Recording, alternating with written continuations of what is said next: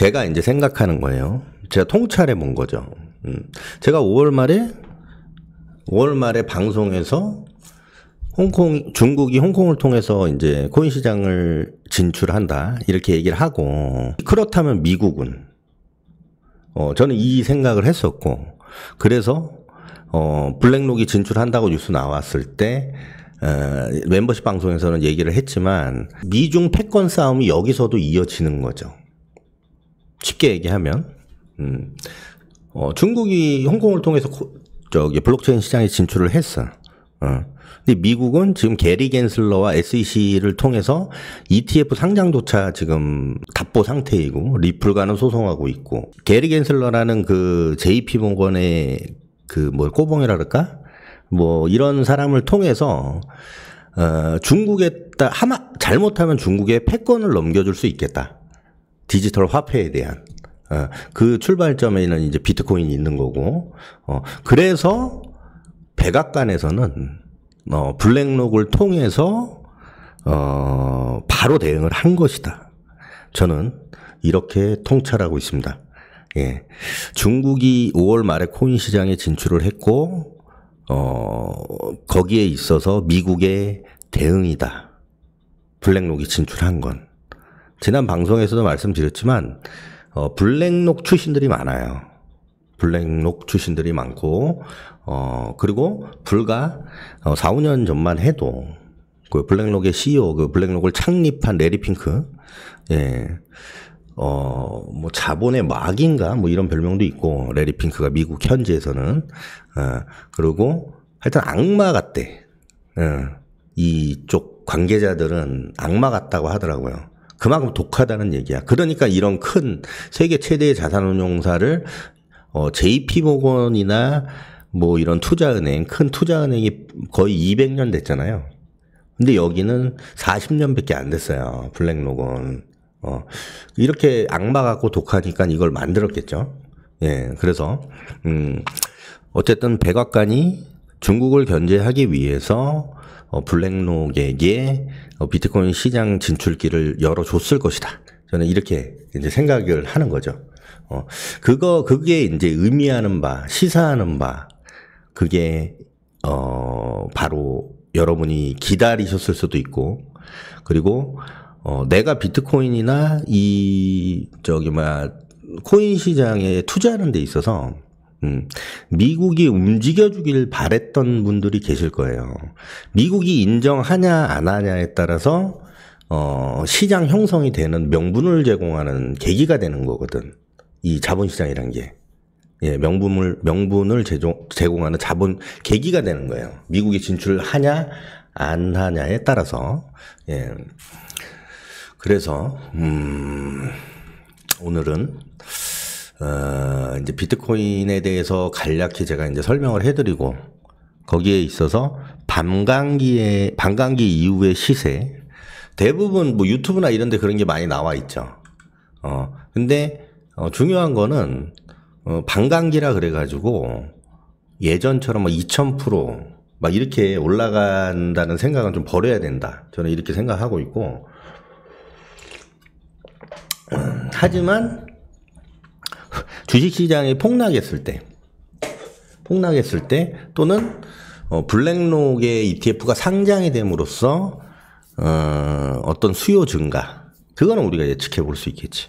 예. 근데 그게 구체적으로 어떤 식으로 수요가 증가가 될 것이고, 요런 데 있어서는 지금 제가 이제 설명을 해 드릴 거예요.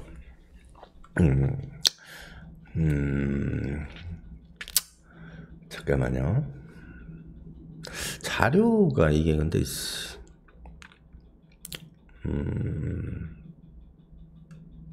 첫 번째로는 비트코인이 이제는 안전한가에 대해서 우리가 이제 생각해 볼 필요가 있는데, 이거는 블랙록이 ETF 신청을 했고, 미국에서 이 블랙록이 신청을 했다는 건 미국에서 인정을 한다는 얘기고, 그리고 거기에 있어가지고 블랙록이 ETF를 상장하게 되면은 블랙록을 쓰는 그 주식하는 사람들 있잖아요. 그런 사람들의 그 티커라 그래. 티커, HTS. 그러니까 컴퓨터에서 주식을 할 때 티커라는 게 있거든요. 뭐 이렇게 종목을 치거나 뭐 할 때 티커라는 게 있어. 근데 거기에 비트코인 ETF에 티커가 뜨게 돼요. 새로 신규로. 그러면 주식을 했던 사람들도 그 창을 통해서 비트코인을 살 수 있는 거지. ETF를. 네. 그렇기 때문에 뭐 더 두말할 거 없이 접근은 이제 그냥 주식이랑 똑같아진다. 이렇게 생각하시면 돼요. 예. 간단하죠? 블랙록이 진출함으로써 뭐가 바뀌는지.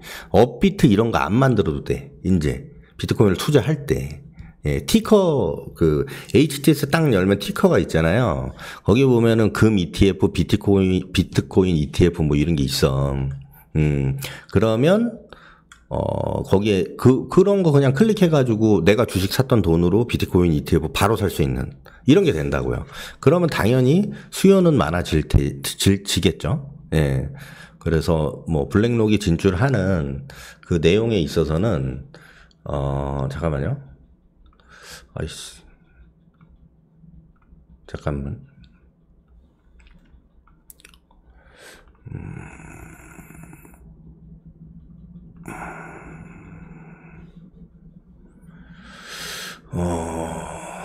그리고 이거는,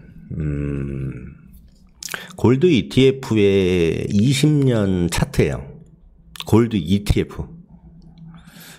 처음으로 골드 ETF가 생겨난 게 이제 2004년 말? 2004년 10월인가?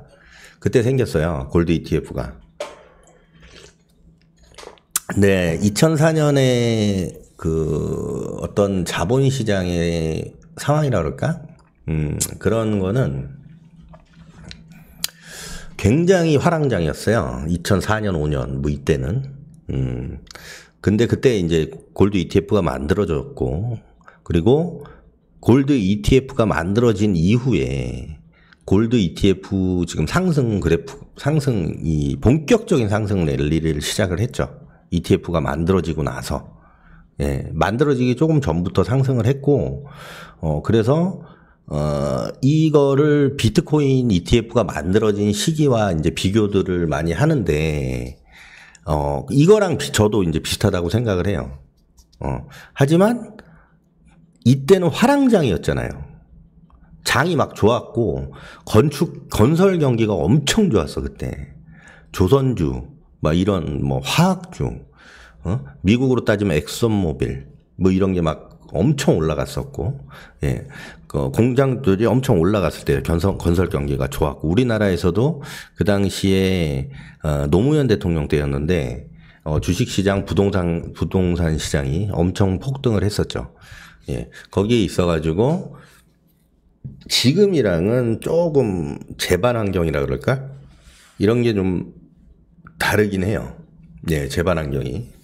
예, 다르긴 하고, 하지만 확실한 거는 이 비트코인의 이제 안전한가에 대한 어떤 믿음, 비트코인을 이제 자산으로 완전히 우리가 이해를 하고 투자를 해야 되냐. 여기에 있어서는 지금 이 골드 ETF가 좀 근거가 될 수 있겠다. 저는 이렇게 생각을 하고 있어요. 그리고, 이거는 비트코인이 아니고 각국 정부에서 이 가상화폐에 대해서 진행 상황을 이제 표로 이렇게 나온 건데, 도입이 된 곳과 시범 운영을 하는 곳, 그리고 모의 실험, 지금 연구를 하고 있는 이 4개로 이제 분류를 해놨거든요. 이게 1년 전 자료예요. 1년 전 자료, 작년 자료고, 딱 보면 뭐가 딱 느껴지는 게 있을 거예요. 선진국에서는요, 실제로 도입한 나라가 없어요. 선진국에선. 흔히 얘기하는 G20 국가에서는, 도입하는 나라가 없고, 시범 운영하는 나라가 있지. 그것은 이제 중국밖에 없고, 예. 그래서 중국이 앞서 있다라는 거예요. 예. 중국이. 그래서 아까 제가 통찰해 본다 말씀드렸던 거는 미국이 중국이 이 코인 시장에 지금 빠르게 진출하고 있고 빠르게 운영을 하고 있기 때문에 CBDS라 그러는 이제 가상화폐, 디지털 화폐. 근데 거기에 있어서 견제를 들어간 것이다. 이렇게 말씀드렸죠. 근데 지금 MIT, 미국 백악관에서는 MIT랑 공동으로, 연준이랑, 연구를 하고 있고, 실험을 하고 있고, 그리고 제가 알기로는, 코인베이스나, 일부 그 거래소들 측에, 어떤, 그 연구진이라 그럴까? 이런 사람들을 심어놨다고 하더라고요. 그래서 거기서 이제 정보를 받아가지고 MIT에 넣어서 연구를 시작을 한 거고, 이해되시죠? 그래서 모의 실험이라는 건 사실 의미 없고 시범 운영까지가 중요한 것 같아요. 도입이랑 시범 운영. 하지만 선진국은 없다. 아직까지. 근데 여기서 우리가 이제 유추해 볼 수 있는 건 이미 디지털 화폐, 디지털 달러 이거는 이제 기정사실화가 된 거예요. 언젠가는 만들겠다 이거죠. 언젠가는 만들겠다. 그러기 때문에 비트코인이 안전한가 이제 거기에 대한 물음은 제가 이거 말씀드린 블랙록 진출과 이 지금 가상화폐를 도입하는 나라, 시범 운영하는 나라 요런 거를 보면 근거가 될 수 있겠죠. 디지털 화폐는 없어질 수는 없겠구나. 이렇게. 알트코인들은 없어질 수 있어. 근데 비트코인이나 이 지금 각국 정부에서 만들려고 하는 CBDC에 대해서는 언젠가는 생길 것이다. 이렇게 우리가 생각을 해야 되는 게 맞죠. 예. 지금까지, 말씀드린 부분들은, 홍콩이 5월 달에 중국이 홍콩을 통해서 코인 시장의 진출을, 개방을 이제 했고, 거기에서 미국이, 너네만 개방하고, 니네가 앞서 나가게 놔둘 수는 없다. 그래서 블랙록을 통해서 미국이, 견제에 들어갔고, 이건 제 생각이에요. 제 통찰이에요. 예. 미중 패권 다툼에 있어가지고, 분명한 어떤 시그널이다, 이건. 그렇기 때문에, 밀어붙일 수밖에 없다. 거기에다가 이제 하나를 더하면,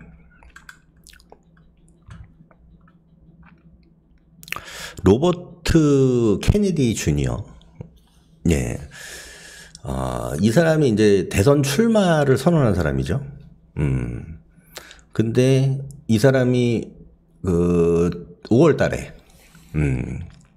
자산 공개를 했어요. 자산 공개를 했는데, 실제로 이 사람이 2년이나 3년 전부터 비트코인에 투자를 하고 있었다고 하고, 그리고 실제 비트코인을, 8개 정도 보유하고 있다.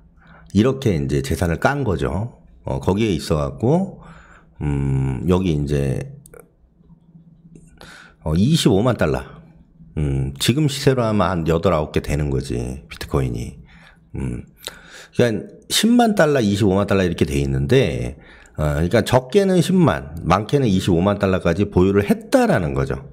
이때. 이게 이제 무슨 영수증 같은 개념? 그 사람의 그거거든요. 그래서, 이미 뭐 정치 쪽 관심 있으신 분들은 들어보셨겠지만, 이 지금 내년에 미국 대선, 그리고 뭐 총선, 뭐 이거에 앞서갖고, 비트코인이 벌써 화두가 되고 있어요. 흔히 얘기하면 우리가 대선 테마주 있죠. 만약에 미국에서 대선을 하는데 이 사람이 지지율이 앞서요. 예를 들어서. 그럼 비트코인이 올라갈 수 있겠지. 그거를 우리가 통찰해 볼 수 있겠지. 대선 테마주. 예를 들면 우리나라가 이제 2년 뒤에 대선이잖아. 멤버십 방송에서는 제가 대선 테마를 조만간 할 거예요. 근데 앞으로는 이 비트코인이나 이 블록체인이 산업의 한 축으로 바뀔 수 있기 때문에, 대선 테마에 있어갖고는 빼놓을 수 없어요, 이제. 여러분은, 대선 테마주 우리가 막 엄청 찾잖아요. 예? 엄청 찾잖아. 저희는 지금 벌써 찾아놨어요. 대선 테마주를 찾아놨거든요. 예. 빠르면 올해 말부터 움직일 수 있기 때문에 찾아놓은 것이고, 대선 테마에 있어서 비트코인은 뺄 수 없는 걸 우리가 통찰해야 된다라는 거죠. 예. 미리 준비를 하고, 미리 통찰한 사람만이 그 수익을 누릴 수가 있는 거고. 예. 이해되시죠? 그러니까 그 시점과 뭐 그런 거는 공개 방송에서는 좀 얘기하기 좀 그래요. 예. 어쨌든 비트코인이 이 디지털 화폐 자체가 이제는 대선까지 영향을 줄 수 있다. 이렇게 생각을 하시면 되고, 영향을 줄 수 있는 시기가 또 있는 건데, 지금 올해 이제 내년부터 이 대선에 있어서는 지금이 가장 핫하지 않은가. 어떤 그 시세에 우리가 돈을 벌 수 있는 거기에 있어서. 여러분은 지금 시장 폭락 관련해서도 큰 기회를 맞이할 수 있고, 비트코인, 이 정치적인 걸 이용해서, 비트코인을 이용해서 정치로 활용을 하는 거죠. 거기에 있어서도 잘만 하면 크게 돈을 벌 수 있는 그 세상을 살고 있는 것이죠. 쉽게 얘기하면. 예. 그래서, 우리가 CBDC나 이런 거는 지금 투자를 할 수 없고, 그렇다고 알트를 투자하기도, 저희 같은 어떤 전문적으로 하는 사람은 알트 투자할 수 있겠지. 알트 투자 조건은 말씀드렸고, 근데 여러분들은 알트를 투자하면 안 될 것 같고, 비트코인을 투자하는 데 있어서, 비트코인이 어떤 건지, 그리고 어떻게 생겨났고, 반감기에는 어떤 역할을 하는지, 여기에서 이거를 간단히 지금 짚어보고, 그리고 앞으로 폭락장이 올해 이제 온다. 주식시장이. 그렇게 됐을 때 이 비트코인이 어떻게 움직일 것인가에 대해서 그냥 저의 생각과 저의 통찰을 여러분들께 말씀을 드려보도록 할게요. 비트코인 2009년에 이제 개발이 됐죠. 개발이 됐고, 개발한 이유를 이제 얘기를 하면, 개발된 이유. 이 비트코인이라는 거는 2009년에 개발은 됐지만, 그 전에도 충분히 만들어질 수 있는 그런 기술력이었어요. 예. 이거는 좀 개별적으로 찾아보세요. 제가 지금 말씀드린 게 이해가 될 거예요. 이것까지 설명하면 시간이 너무 기니까. 그 전에도 2000년대 중반, 2000년대 중반에도 충분히 만들려면 만들 수 있었다. 디지털 화폐라는 개념을. 하지만, 이걸 출시하게 된 결정적인 영향을 준 거는 자본에 의해서 자본시장이 무너지는 금융위기, 미국발 금융위기가 계기가 된 것이죠. 예. 그래서 금융위기가 터졌는데, 예. 지난주 그 멤버십 방송에서 얘기했던 서브프라임이 터졌는데, 그거를 관장하고 있는, 페드, 즉, 미국 연방준비제도 은행에서, 중앙은행, 막대한 양의 달러를 찍어내서, 흔히 얘기하는 양적 완화를 이제 실행을 했죠. 2009년 초에. 예. 그래서 달러 가치를 하락하면서 자본시장을 올려버렸어요. 인위적으로. 이거는 경제 구조상, 우리가 자연스럽게 올라간 게 아니라, 정치적인 개입이 들어갔기 때문에 양적 완화라는 방식을 통해서 달러 가치를 내리면서 자본시장을 올려버렸잖아요. 코로나 때도 그랬었고, 그때부터 뻑하면 일본과 미국은 돈을 찍어내기 시작했죠. 예, 엔화도 찍어내고, 지금 엔화가 800원대잖아요. 예. 그거를 이제 겪고, 비트코인이 개발이 된 거죠. 이게 이제 화폐 역할을 할 것이다, 앞으로. 뭐 이러면서 개발이 된 거고, 어쨌든 핵심은, 비트코인의 핵심은 탈중앙화라는 거죠. 탈중앙화. 정부나 중앙은행, 금융회사 등의 어떤 중앙 집중적 권력의 그 개입 없이 작동하는, 이 프로그램을 기본적으로 이제 세팅을 해 놓으면, 어떤 개인이 움직일 수 있는 게 아니라는 거죠. 중요한 핵심은. 네, 이해되시죠? 그래서, 정해진 로직에 의해서, 그 가치가, 유지되는, 수량이 늘지 않기 때문에, 늘지 않기 때문에 그 가치가 유지될 수 있는 화폐라고 믿고, 이거를, 이제, 개발을 한 거죠.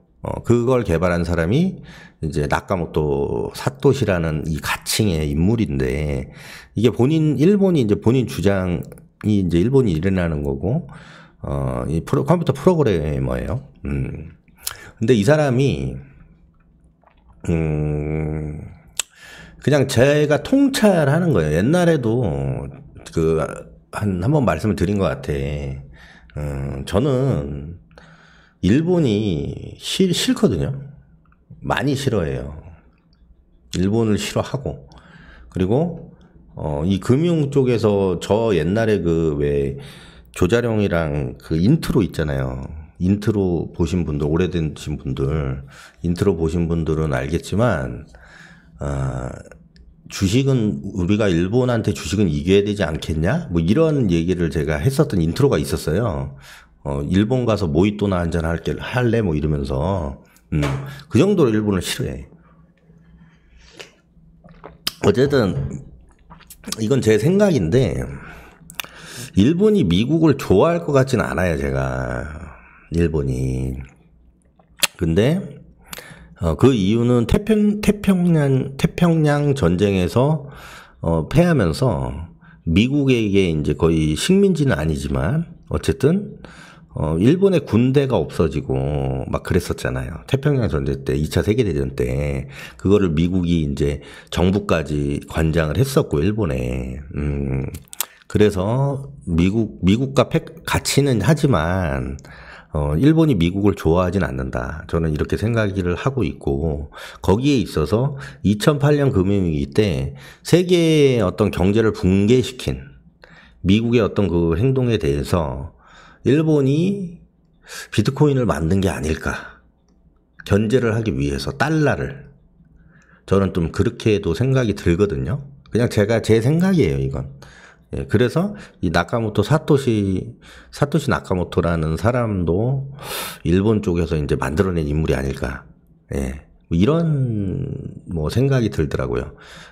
좀 나이 있으신 분들이나 일본 한국 전쟁에 대해서 공부 많이 일본 식민지였을 때 2차 세계대전 이런 거 많이 공부하신 분들은 아시겠지만 일본이 이때 과학적이나 의료 이런 쪽 엄청 앞서갔어요. 흔히 얘기하는 우리가 마루타라고 하잖아요. 우리나라 사람들 가지고 생체 실험을 했었다고 일본이.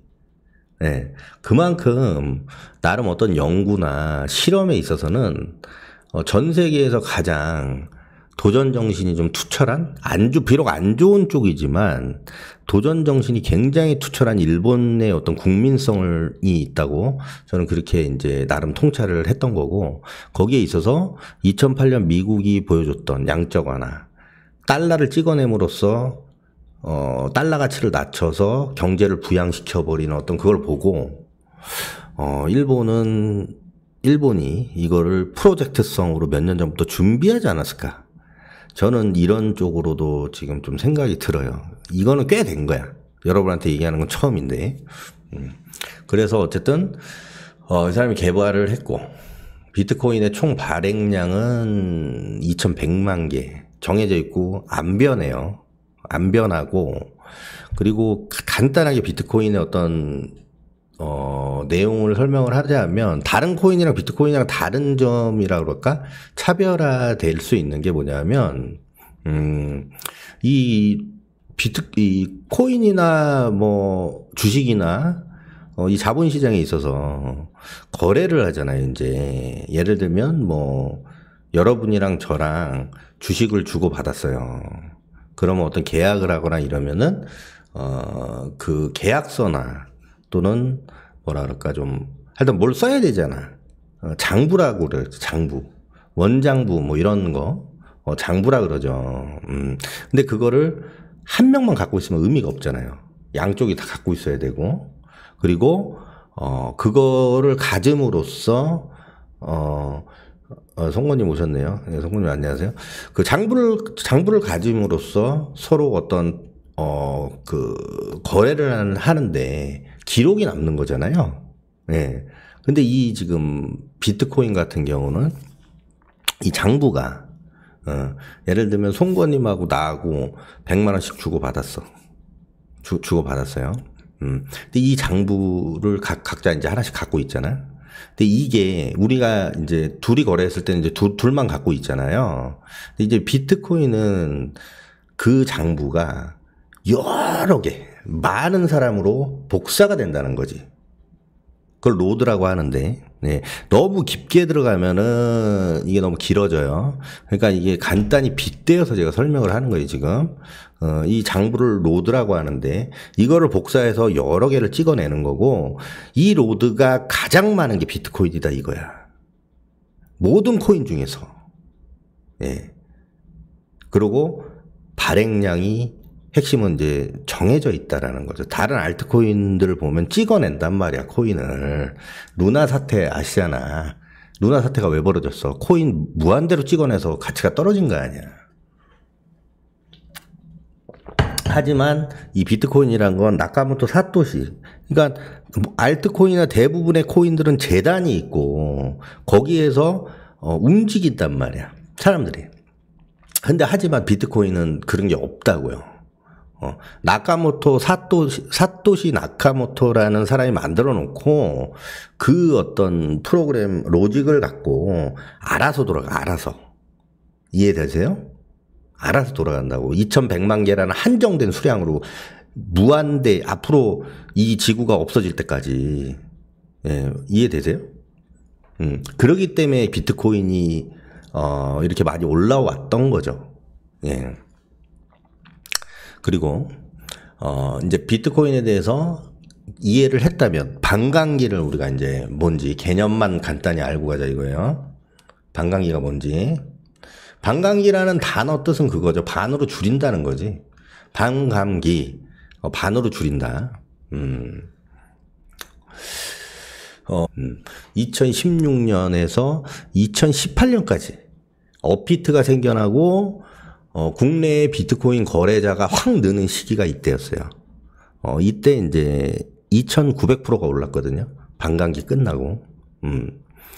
달러 수치로 이제 말씀을 드리면 요때 12달러에서 1,100달러까지 올랐고 100배 올랐고요. 그리고 이때는 17센트, 그러니까 17센트에서 31달러까지 올랐어요. 그러니까 170배 오른 거고, 그리고, 두 번, 세 번, 그러니까 이 2016년 반감기 이후로는 30배가 올랐다. 한국 돈으로, 뭐 한 800만 원에서, 2,800만 원, 2,700만 원까지 오른 거죠.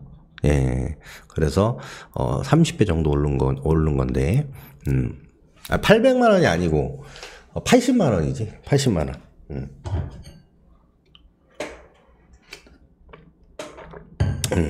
어쨌든 1년 반 만에 이렇게 올랐어요. 그렇다면 2020년 지금 이 반감기 2020년 반감기는 우리가 여러분들도 많이 봤을 거야.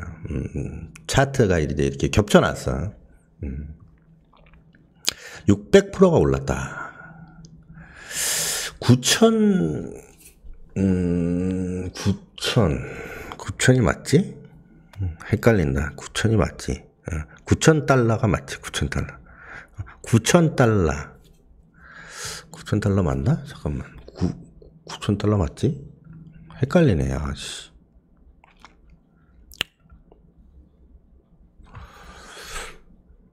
아니지. 9,000달러 맞잖아. 잠깐만요. 헷갈려. 달러랑 나 이게 헷갈려가지고. 잠시만요. 업비트 잠깐 볼게요.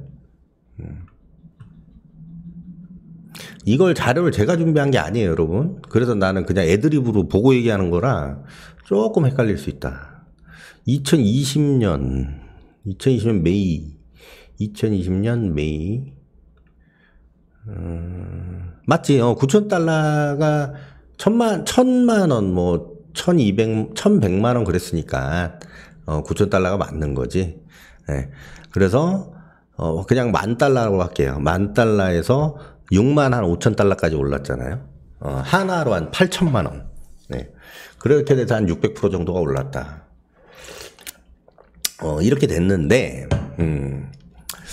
우리가 여기서 이제 유추해보거나 이제 통찰해볼 수 있는 건 뭐냐. 반감기 때 일단 오르고, 반감기 때 오르는데, 오르는 폭이 점점 줄어든다라는 거죠. 여러분이 이제 여기서부터는 좀 핵심인데, 오르는 폭이 점점 줄어들어. 그거는 뭐, 당연한 거죠. 더 비싸지니까. 더 비싸졌다는 건 뭐예요? 가치가 높아졌다는 거지. 예를 들면 지금 이더리움이 삼성전자랑 같은 시가총액이거든요. 이더리움이. 하지만 비트코인은 삼성전자보다 시가총액이 높고, 예를 들면 비트코인이 은행이라고 칠게요. 그러면 세계에서 제일 큰 은행이 뭐예요? 제일 큰 투자 은행이라고 뭐 볼 수 있겠지. 뭐 JP 모건이다 칠게요. JP 모건 체이스 뉴욕 거래소에 상장돼 있고, 시가총액을 내가 보여줄게. 보여요? 549조거든요. 지금 JP 모건의 시가총액이에요. 이건 549조죠. 보이죠? 안 보이나? 비트코인 시가총액은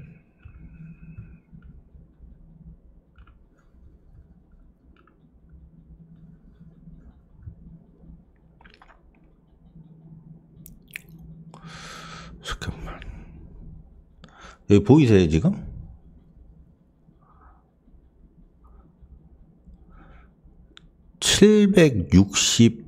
아니야. 764조야. 지금 764조.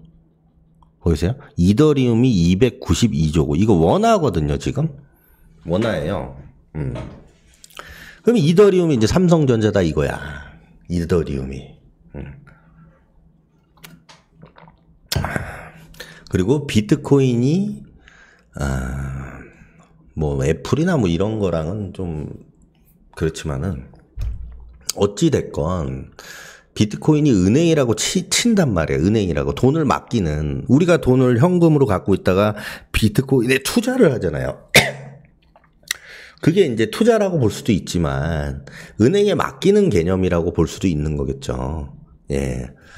그래서 어쨌든 JP 모건보다 중요한 건 시가총액이 높다라는 거죠. 예, 지금에. 예. 그렇다고 했을 때 지금이 이제 3만 달러인데 이게 이제 2배가 됐다고 쳐. 6만 달러. 그러면 어떻게 되겠어요?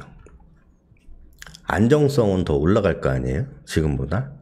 다시 말씀드리지만 저는 비트코인 추종자는 아닙니다. 투자에 있어가지고 내가 인정할 부분은 인정을 하고 내가 인정을 해야 돼. 내가 돈을 버는 데 있어서, 투자를 하는 데 있어서 주식시장으로만 나는 투자를 했단 말이야. 하지만 주식시장이 먹을 게 없고 코인 시장이 먹을 게 있어. 그럼 그걸 인정을 해야 된단 말이에요. 빠르게. 예.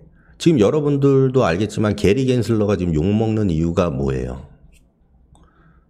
현실성이 없잖아. 그 사람은 지금 시대의 흐름을 이해를 못하잖아. 지금 크립토 시장, 이 블록체인 시장이 이만큼 커졌는데도 자꾸 증권이냐 아니니 이거 간보면서 소송을 하고 앉아있고, 지금 뭐 정치적으로도 대선의 어떤 대선 패권에 있어서도 화두가 되는 게 이게 블록체인 시장인데, 인정할 건 인정해야 된다라는 거죠. 그리고 여러분들이 앞으로 이 시장에 더 있을 거라면, AI, 그리고 블록체인, 또는, 뭐 자율주행, 우주항공, 그건 내가 유튜브 처음 할 때부터 이들을 얘기를 했던 거잖아요. 예. 하지만 이제는 이 코인 시장에 있어서는 나는 하지 말란 얘기를 안 했어요. 장기 투자는 무조건 묻지마 주식처럼 장기 투자는 하는 게 아니지만, 단기 트레이딩은 해라. 그래서 2020년 7월 달에도 내가 코인 바닥을 잡아줬었고 2021년 1월 달에도 NFT 코인 바닥을 잡아줬었단 말이야. 지금이 이제 그럴 때라는 거지. 지금이. 근데 지금은 전에 얘기했던 알트코인을 투자하라는 얘기가 아니에요. 전에 내가 알트코인 투자를 했지. 단기적으로. 하지만 이제는 알트 투자할 때가 아니고 비트를 이제 인정을 해야 된다는 거죠. 핵심은. 그 근거는 앞에 이제 설명을 드린 거고. 근데 거기에서 지금 이 뭐라 그럴까?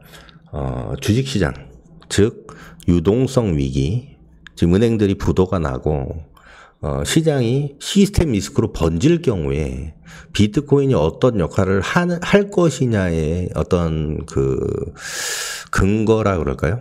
근거는 뭐냐면 올해 3월에 실리콘밸리 은행이 파산을 한다는 게 가장 큰 리스크였다고 보거든요. 올해는. 근데 그때 비트코인이 어떻게 반응을 했냐 하면요.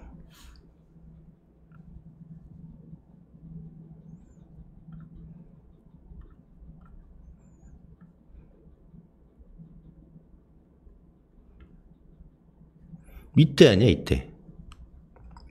올해 3월이. 비트코인이 급등을 했어. 그거는 왜겠어요?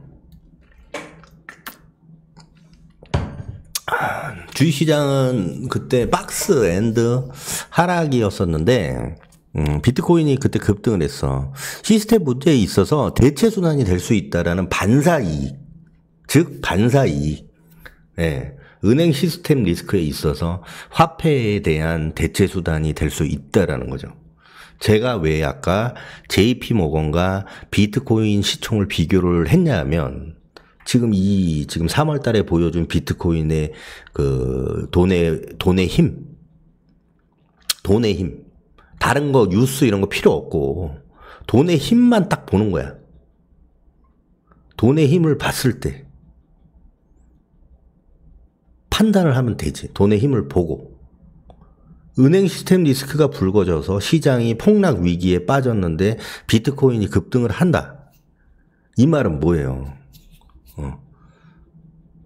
앞으로 시스템 리스크가 번져서 은행 위기가 올 수 있는데 그렇게 됐을 때는 비트코인에 자금이 쏠릴 수 있다라는 거죠. 근데 이 타이밍에 블랙록이 이 비트코인을 ETF로 출시를 한다. 지금 이것까지 일치를 하고 그 근거가 블랙록이 진출함으로써 안전이라는 타이틀을 그 명분을 줬고 그리고 과거에 돈의 힘으로 보여준 이 사실을 근거해서 얘기를 하자면 은행 시스템 리스크가 생길수록 비트코인은 이제 돈이 몰린다라는 거죠. 근데 여기서 한 가지 제가 이제 말씀드렸지만은 한 3년 됐어요. 이 시장에 4년 됐어요. 24년 이 시장에 들어온 지. 그 가운데서 여러 자산이 생겼다가 없어졌단 말이에요. 근데 이 비트코인이란 게 자산 중에서는 가장 단기간에 가장 크게 오른 거거든요. 제가 본 건 그래요. 역대 자산 중에 가장 단기간에 가장 많이 오른 자산이에요. 네. 불과 10년 전에 10만 원짜리였단 말이야, 비트코인이. 근데 지금 4천만 원이야. 근데 다른 자산 같은 경우는 올라갔다가 꺾이는데, 이거는 점진적으로 계속 올라가고 있다라는 거죠. 중요한 건. 부동산, 우리 박정희 대통령 1970년대 부동산에 비유하면 되겠지. 그거를 10분의 1로 축소시켜 놓은 거다. 이렇게 보면 되겠지. 지금에 와서야 이게 안 망하고 버텨줬기 때문에 그렇게 생각할 수 있는 거겠죠. 한 5년 전, 6년 전에 비트코인 막 업비트 생기고 막 이랬어. 그때 여기 계신 분들 투자 안 하신 분들도 꽤 많을 거 아니야. 왜냐면 없어지면 어떡해. 뭐 이런 생각. 그게 뭔데? 이랬었잖아요. 네. 근데 하지만 지금은 세계 최대의 자산 운용사인 블랙락에서 상장을 하고, ETF를 상장을 하고, 그리고 지금 2023년 들어서 비트코인이 보여준 행보는 과거와는 좀 이제 다르다. 예. 지켜야 될 거를 지켜주고, 그리고, 특히 이게 은행 시스템 리스크가 번질 시점에서 보여준 돈의 힘. 우리는 이걸 이제 믿어야 된다라는 거죠. 예.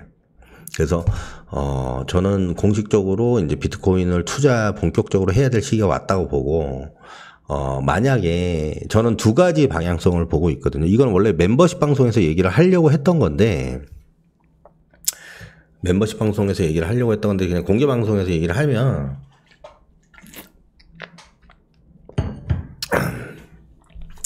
시장이 만약에 요번 제가 2650을 찍고 내려온다라고 5월 달부터 얘기를 했거든요. 2650을 찍고 내려온다. 그렇게 5월 달부터 말씀을 드렸어요. 근데 실제로 이제 그렇게 됐고, 저는 이제 지지를 2200으로 보고 있어요. 2200. 요번에 떨어지는 거. 2200으로 보고 있는데, 거기서 만약에 2200을 8월에 깨잖아요? 못 깰 수도 있겠지. 근데 깨면은, 그때는 이제 은행 시스템 리스크가 번져지는 거예요.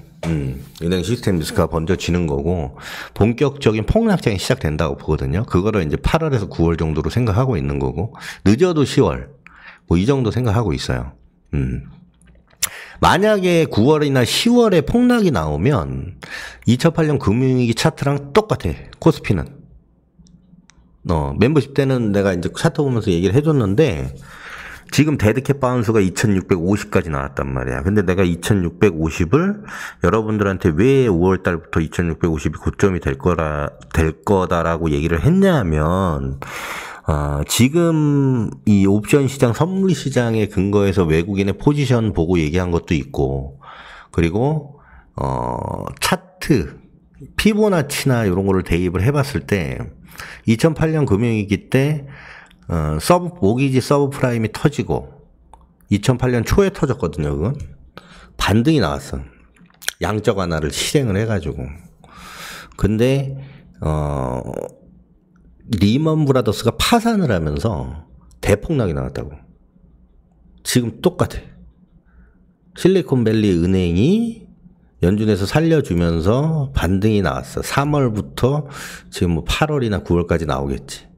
그리고 10월에 리만 브라더스가 파산을 하면서 폭락을 했다고요. 지금까지는 일단 일치해요. 예, 코스피 차트로만 봤을 때 2008년 코스피 차트를 여러분들이 이제 보시면 딱 비교를 해봐요. 똑같이 지금 3,300 찍고 내려와서 2,100 찍고 반등해서 2,100에서 2,650 찍고 꺾였어. 예. 지금 제 말이 틀릴 수도 있겠지만 어쨌든 저는 올해 하반기에 위기가 온다고 보고 있어요.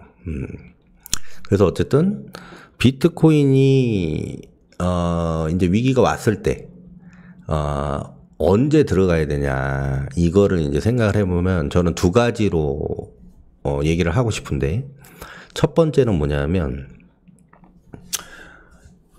폭락을 같이 하는 거야. 주식시장이랑 처음에는 폭락을 같이 한단 말이야. 시스템 리스크가 발발해가지고 같이 자산시장이 다 무너져. 부동산이고 뭐고. 한 달 정도 뭐 이렇게. 근데 은행 시스템 리스크라는 게 결정이 되고, 이 금융위기가 오면 당연히 은행 시스템 리스크겠죠. 일시적으로 그 주식시장이 한 달 폭락하는 동안 비트코인이 첫 주에만 폭락을 하고, 공포 때문에 패닉셀이라고 하죠. 그 다음에 그때부터 반등이 급등이 나올 수도 있을 거라고 보고, 두 번째는 처음부터 급등을 하는 거야, 그냥. 비트코인이. 근데 알트들은 나는 모르겠어요. 그렇게 따라갈지. 요번에 이게 시스템 리스크가 번졌지만 알트들은 모르겠어.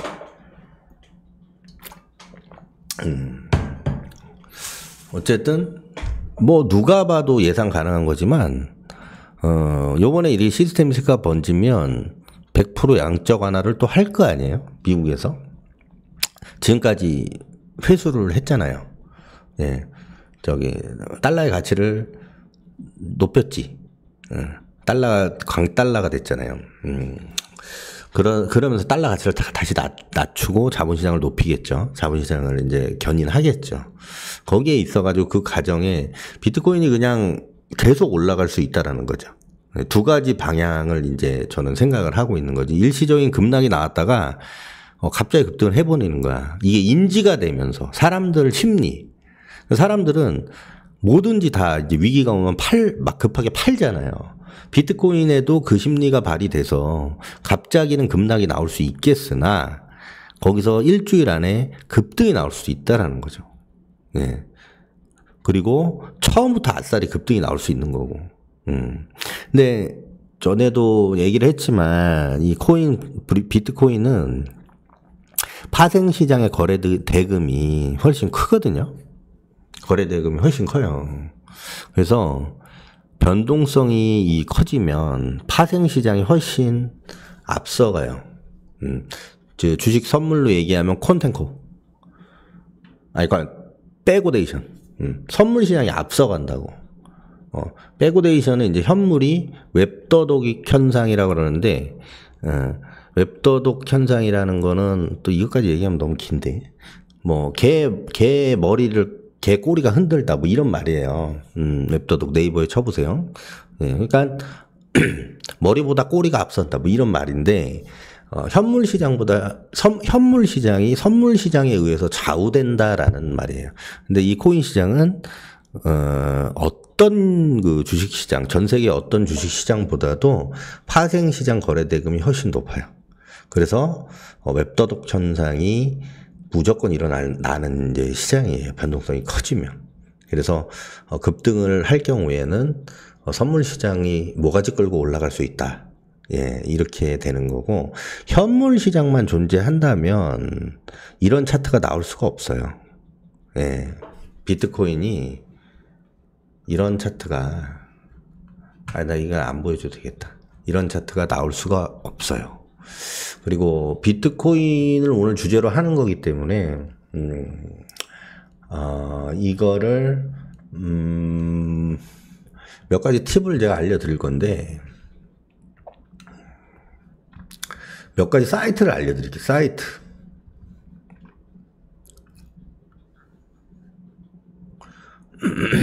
그 멤버십 회원분들은 이거 알 필요 없어요. 어차피 앞으로 같이 할 거니까.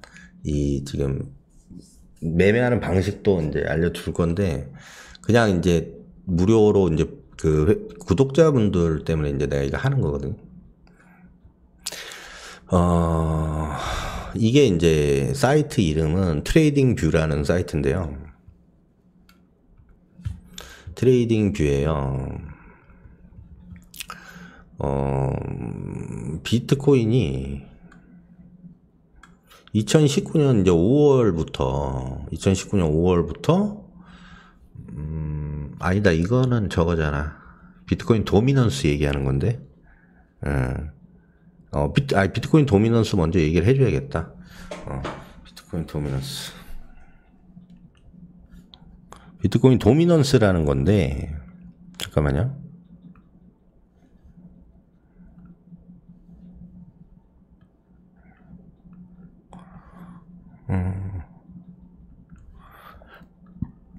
지금 여기 보면,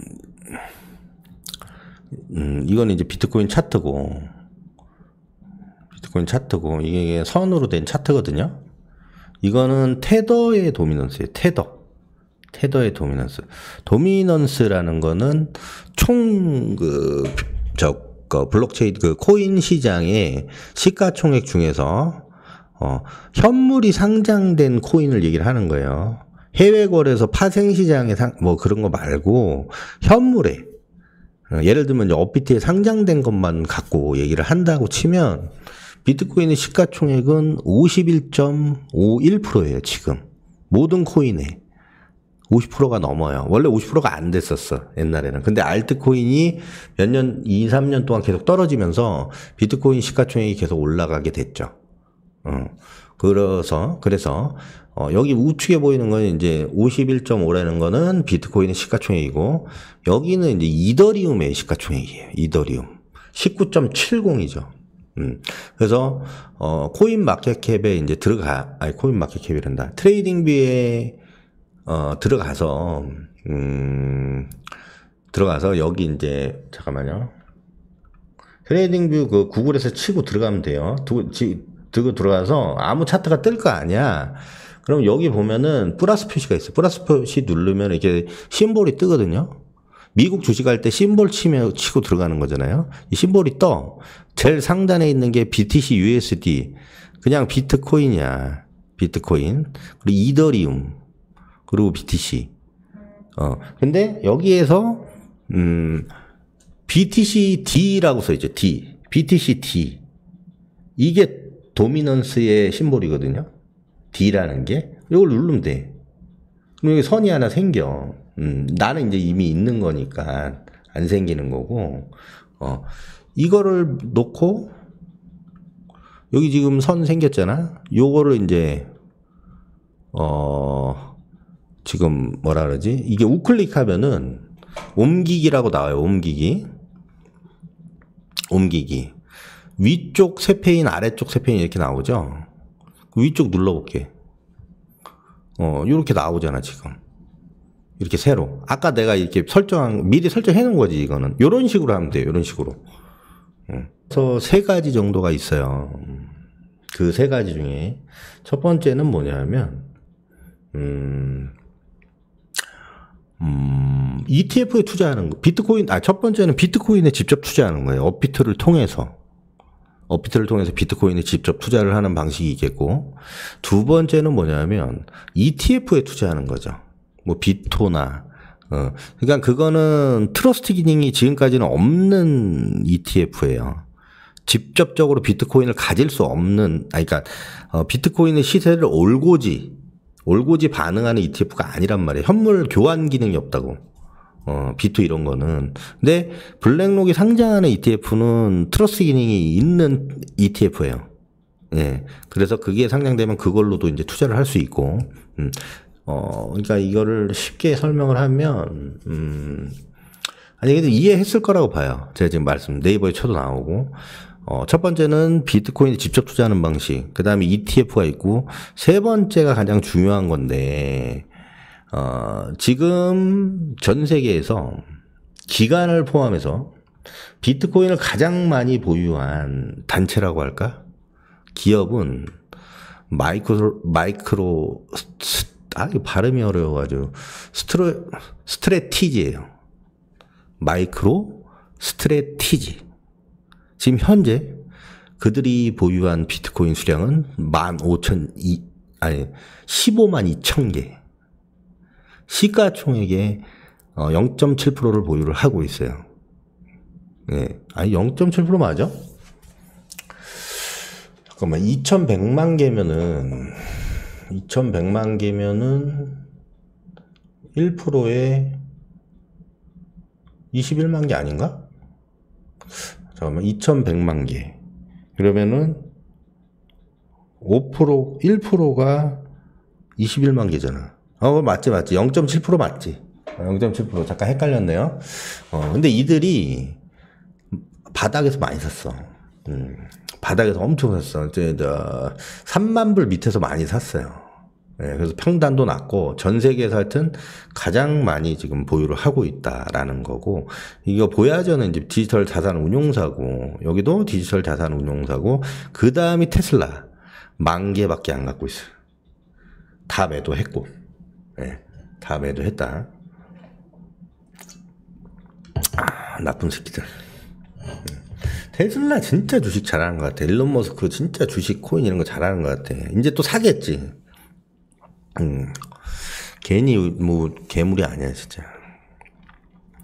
그리고 나머지는 한번 쭉 보시고, 마이크로 스트레티지가, 저는 위기가 왔을 때 비트코인이 위기가 온다고 봤었거든요, 처음에. 근데 이게 지금 블랙록에 의해서 그 리스크가 다 없어져 버렸어, 한 방에. 그래서 마이크로 스트레티지가 비트코인 전략을 채택한 그러니까 얘네들이 매수한 게 2020년 8월 달에 이제 매수를 시작을 했고, 그 뒤로 계속 사모았단 말이에요. 그래서 전 세계에서 가장 많은 비트코인을 보유하는 회사고, 지금까지 수익률이에요, 이거는. 2020년